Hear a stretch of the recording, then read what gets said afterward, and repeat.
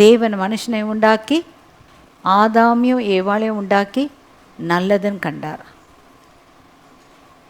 இந்த சாத்தான் தான் அவர்களை அதே ஏதேன் தோட்டத்தில் வந்து வஞ்சித்து அவங்களுடைய அழைப்பில் இழக்கிறதுக்கு வழி பண்ணான். இப்போ வாசிக்கலாம். கர்த்தருக்கு பிரியமாக நடந்த மனுஷன். ஆதியாகமம் 6ஆம் அதிகாரம் 1ஆம் வசனம். ஆதியாகமம் 6:1. மனுஷர் பூமியின் மேல் பெருக துவங்கி அவர்களுக்கு குமாரத்திகள் பிறந்தபோது தேவகுமாரர் மனுஷகுமாரத்திகளே அதிக சௌந்தரியம் உள்ளவர்கள் என்று கண்டு அவர்களுக்குள்ளே தங்களுக்கு பெண்களை தெரிந்து கொண்டார்கள். வாசிங்க. அப்பொழுது கர்த்தர், என் ஆவி என்றென்றைக்கும் மனுஷரோடு போராடுவதில்லை, அவன் மாம்சம்தானே, அவன் இருக்க போகிற நாட்கள் 120 வருஷம் என்றார். அவ்வளோதான். கர்த்தர் அடுத்தது 5ஆம் வசனத்தில் சொல்கிறார் பாருங்க. 6ஆம் அதிகாரம் 5வது வசனம். மனுஷனுடைய அக்கிரமம் பூமியிலே பெருகினது என்றும் அவன் இருதயத்து நினைவுகளில் தோற்றமெல்லாம் நித்தமும் பொல்லாததே என்றும் கர்த்தர் கண்டு தாம் பூமியிலே மனுஷனை உண்டாக்கினதற்காக கர்த்தர் மனஸ்தாபப்பட்டார். கர்த்தர் சிருஷ்டித்த மனுஷனை குறித்து வெசனப்படுற அளவுக்கு ஆயிடுச்சு. நம்ம வாழ்க்கை திட்டமாக போட்டிருக்கிறது மனுஷனுடைய நாட்கள் 120 வருஷம். ஆனால் ஆண்டவர் என்ன சொல்கிறாரு? என்றைக்கும் இந்த மனுஷனோட நான் போராடுறதுக்கு விருப்பப்படல. அவர் சிருஷ்டித்தார், தெய்வ தூதனை சிருஷ்டித்தார்.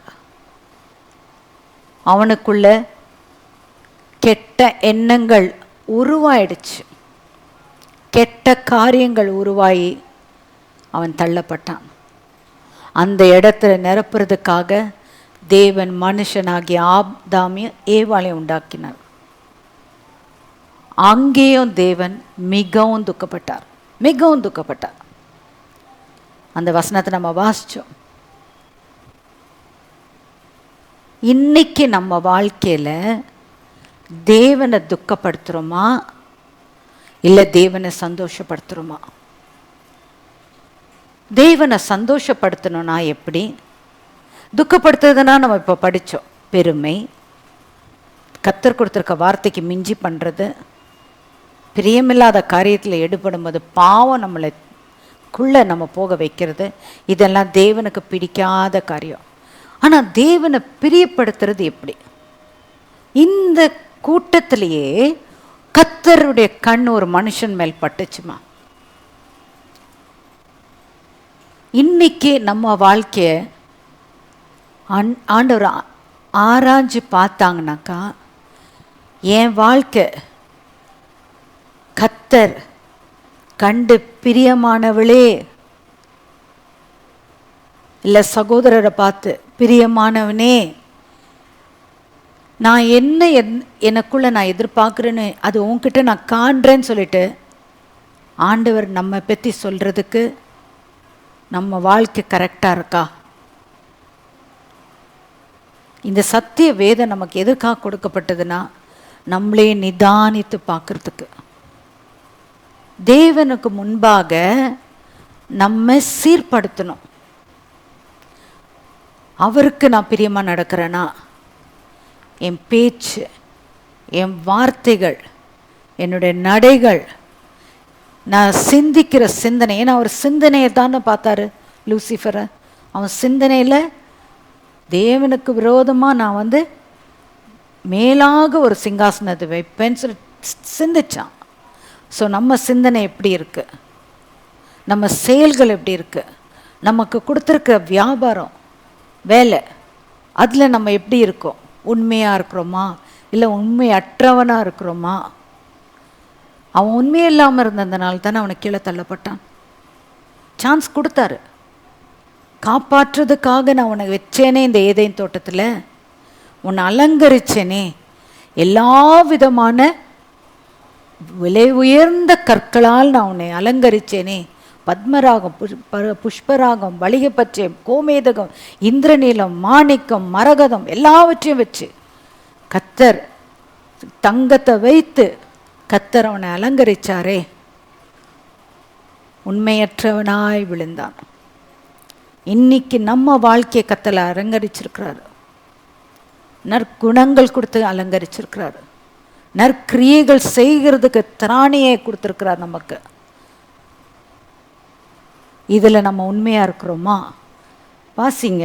இந்த உண்மையற்ற இந்த நேரத்தில் கர்த்தருடைய கண் ஒரு மனுஷன் மேல் போகுது. 8வது வசனம். நோவாவுக்கோ கர்த்தருடைய கண்களில் கிருபை கிடைத்தது. நோவாவுக்கோ கர்த்தருடைய கண்ணில் கிருபை கிடைத்தது. கிருபை என்றால் என்னன்னா, நம்ம ஒன்றுக்குமே தகுதி இல்லை, எவ்விதத்திலும் நம்ம தகுதி இல்லாத ஒரு மனுஷி, நமக்குள்ள எல்லா குறைகள் இருந்தாலும் ஏதோ காரியம் கர்த்தருக்கு பிரியமானது நமக்குள்ள கண்டதுனால நம்ம கிருபை பெற்றவர்களாக இந்த பூமியில் இருக்கோம். ஃபார் எக்ஸாம்பிள், மேரியை பற்றி அட்ரஸ் பண்ணுறார் கேப்ரியல் தூதன். கிருபை பெற்றவளே நீ வாழ்க, ஸ்திரீகளுக்குள்ள நீ ஆசீர்வதிக்கப்பட்டவள். இந்த மாதிரி நோவா தேவனுடைய கண்களிலே கிருபை பெற்றார். வாசிங்கம்மா. நோவாவின் வம்ச வரலாறு. நோவா தன் காலத்தில் இருந்தவர்களுக்குள்ளே நீதிமானும் உத்தமனுமாயிருந்தான். நீதிமானும் உத்தமனுமாய். 2வது உத்தமன். நோவா தேவனோடு சஞ்சரித்து கொண்டிருந்தான். 3வது தேவனோடு சஞ்சது. ஸோ நம்ம 24 மணி நேரம் எப்படி நம்ம தேவனோடு சஞ்சரிக்க முடியும்? எனக்கு இந்த வேலை இருக்குது, அந்த வேலை இருக்குது, இந்த வேலை செய்யணும், அங்கே போகணும், இங்கே போகணும். நம்ம போகிறோம், ஆனால் நம்மளோட தாட்ஸு, ஒரு நிமிஷம் யோசிங்க, நம்மளோட தாட்ஸ் என்ன பண்ணுறோம்? கண்டதை யோசிக்கிறோம்ல, அதுக்கு ஸ்டாப் பண்ணோம். அந்த தாட்ஸில் என்ன போடணும்னா தேவனுடைய வாசனை. இன்றைக்கி நான் கற்றுக்கிட்ட லெசன் இதுதான். தேவனுடைய கண்கள் பூமி எங்கும் சுற்றி பார்த்துட்ருக்கு. அங்கே பார்க்கும்போது உலகமே அப்படி ஒரு விக்கெட்னஸில் இருக்குது. மனுஷனோடு இனி நான் போராட மாட்டேன்னுன்ற டிசிஷனோட தேவன் வரார். ஆனால் அந்த இடத்துல ஒரு மனிதனை கண்டார். Just he was righteous and he was blameless. அதாவது ஜஸ்ட் எல்லாத்துலேயுமே perfect, right standing before God. ரைச்சஸ்னஸ்னால் தமிழில், இங்கிலீஷில் என்ன சொல்லியிருக்குதுன்னா ரைட் ஸ்டாண்டிங் பிஃபோர் காட். அதை எப்படி தமிழில் கொண்டு வரதுன்னு எனக்கு தெரியல.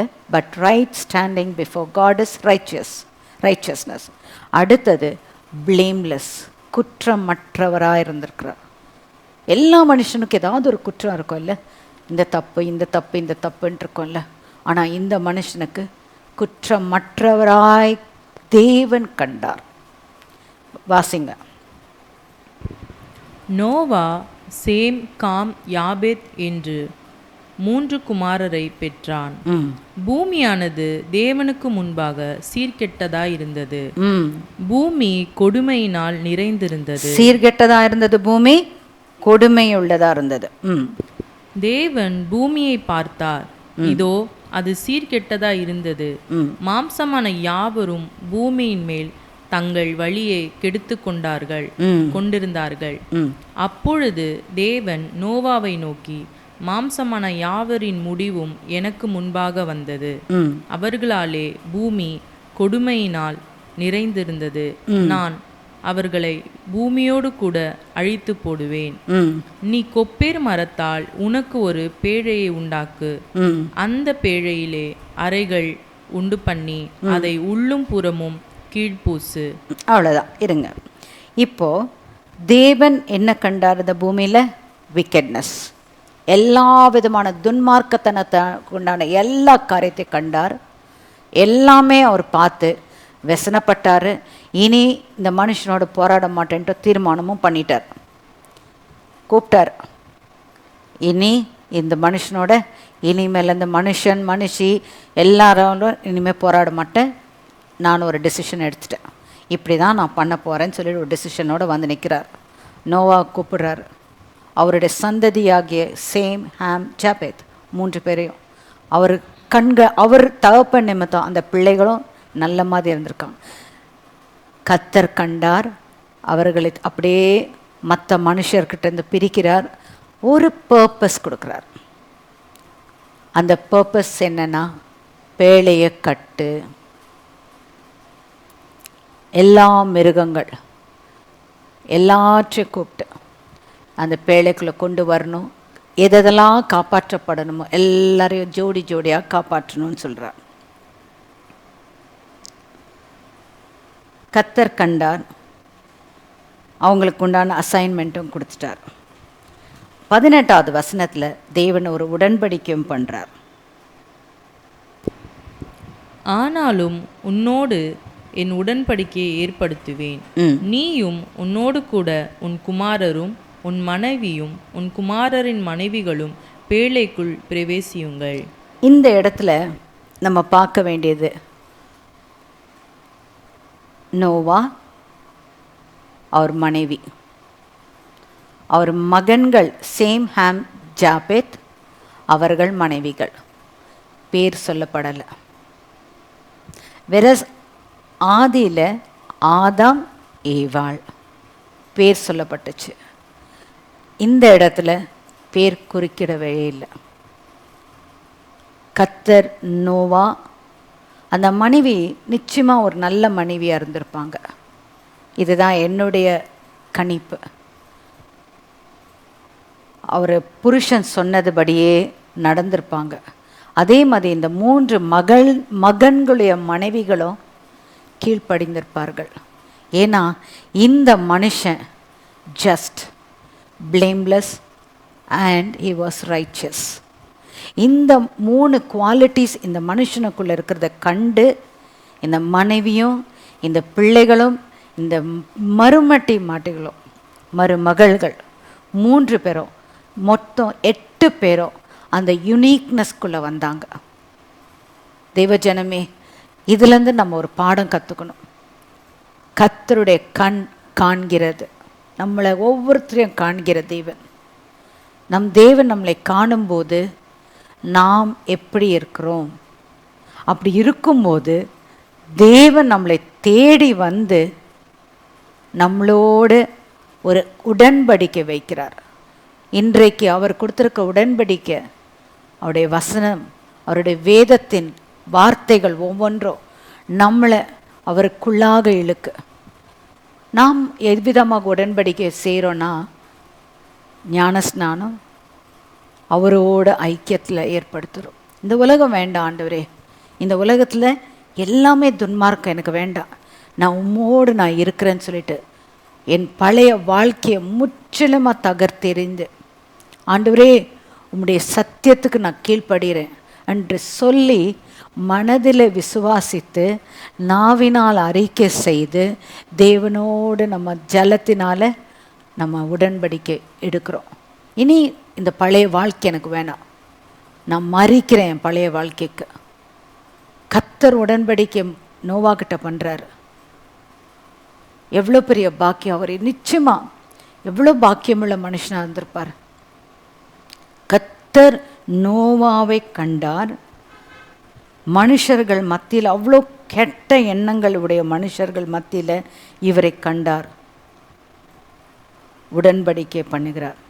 7வது அதிகாரம் 1ஆம் வசனம் இன்னும் அழகாக சொல்லுது. கர்த்தர் நோவாவை நோக்கி, நீயும் உன் வீட்டார் அனைவரும் பேழைக்குள் பிரவேசியுங்கள், இந்த சந்ததியில் உன்னை எனக்கு முன்பாக நீதிமானாக கண்டேன். எவ்வளோ அற்புதமான வார்த்தை. அதை எடுத்து வாசிக்கும் போது, and the Lord said to Noah, come thou and all thy house into the ark. தேவன் நமக்காக ஒரு பேழையை வைத்திருக்கிறார். பேழை என்றால் என்ன? ப்ரொடெக்ஷன். நஸ்ரேனாகிய இயேசு கிறிஸ்துவுக்குள்ளாக நமக்கு கர்த்தர் கொடுக்கிற ஒரு அடைக்கலம். அவர் நம்மளை பாதுகாக்கிற இடம். அழியுது, உலகமே அழியுது. ஆனால் கர்த்தர் அந்த ஆர்க்குக்குள்ள அந்த உத்தம மனுஷனாகிய நோவாவை கண்டு அவரும் அவர் மனைவியும் 3 மகன்களும் அவர்கள் மனைவிகளும் கம். இந்த சந்ததியில் பாருங்க எவ்வளோ அழகாக சொல்ல, இந்த சந்ததியில் நான் உன்னை நீதிமானாய் கண்டேன். இன்னைக்கு என்னை குறித்து கேட்குற ஒவ்வொருத்தரும் உங்களை குறித்து தேவன் அந்த வார்த்தை சொல்லப்படணும். இந்த பூமியில் எத்தனையோ ஜனங்கள், கோடான கோடி ஜனங்கள் இருக்காங்க. இந்த கோடி ஜனங்கள் முன்பாக நம்ம உத்தமமாக இருக்கிறோமா, நீதிமானாக இருக்கிறோமா, கர்த்தருக்கு பயப்படுகிறவர்களாக இருக்கிறோமா? கர்த்தர் காண்கிறார். கர்த்தர் எதிர்பார்க்கறது அந்த இவரிடத்தில் கண்டது ஜஸ்ட் ரைச்சஸ் அண்ட் பிளேம்லெஸ் பர்சனாக கர்த்தர் கண்டார். அடுத்தது இல்லை, இது படிக்கும் போதே நமக்கு எல்லாம் தெரியும். எல்லா மிருகங்களையும் பறவைகளையும் ஊரும் பிராணிகளையும் எல்லாவற்றையும் ஜோடி ஜோடியாக கொண்டு வந்து அந்த பேழைக்குள்ளே கர்த்தர் சேர்க்கிறார். அதுக்கு பிறகு கர்த்தர் கதவை மூடினார். கர்த்தர் கதவை மூடினார்.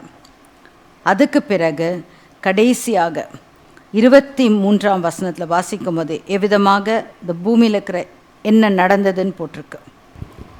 மனுஷர் முதல் மிருகங்கள், ஊரும் பிராணிகள், ஆகாயத்து பறவைகள் பரியந்தமும் பூமியின் மேல் இருந்த உயிருள்ள வஸ்துக்கள் யாவும் அழிந்து அவைகள் பூமியில் இராதபடிக்கு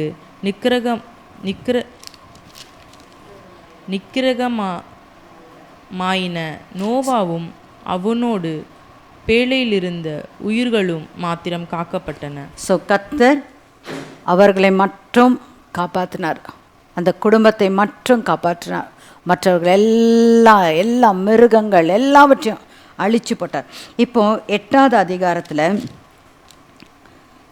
15ஆவது வசனத்தை வாசிக்கலாம்.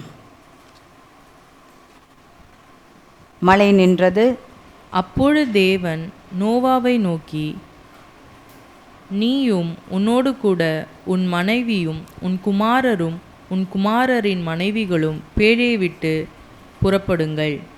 உன்னிடத்தில் இருக்கிற சகலவித மாம்ச ஜந்துக்களாகிய புறாவையும் பறவைகளையும் மிருகங்களையும் பூமியின் மேல் ஊறுகிற சகல பிராணிகளையும் உன்னோடு வெளியே வரவிடு.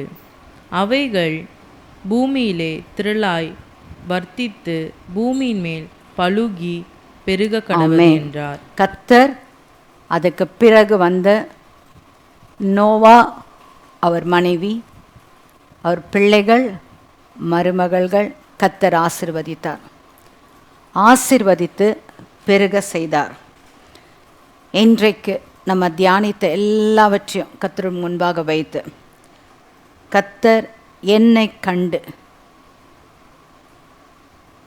அவர் அங்கீகரித்து அவருக்கு பிரியமானவள் என்று அவர்கிட்ட சாட்சி பெறுறதுக்கு நம் வாழ்க்கை, is it just, is it riches, is it blameless? நம்மை நாமே நிதானிக்கிறதுக்கு நமக்குள்ள தேவன் வைத்திருக்கிறது நமது மனசாட்சி. கர்த்தர் காண்கிறாரா என்ன? நீர் என்னை காண்கிற தேவன் என்று பின் நாட்களில் நாங்கள் படிக்க போகிறோம். ஆகாருடைய வாழ்க்கையில் நீர் என்னை காண்கிற தேவன். கர்த்தர் நோவாவை கண்டார், அவர் மனைவியை கண்டார், அவர் குடும்பத்தை கண்டார். அதே போல் இன்றைக்கு நம் குடும்பத்தை நம்மை கண்டு அவர் கண்களிலே கிருபை நோவாவுக்கு தேவனுடைய கண்களில் கிருபை கிடைத்தது.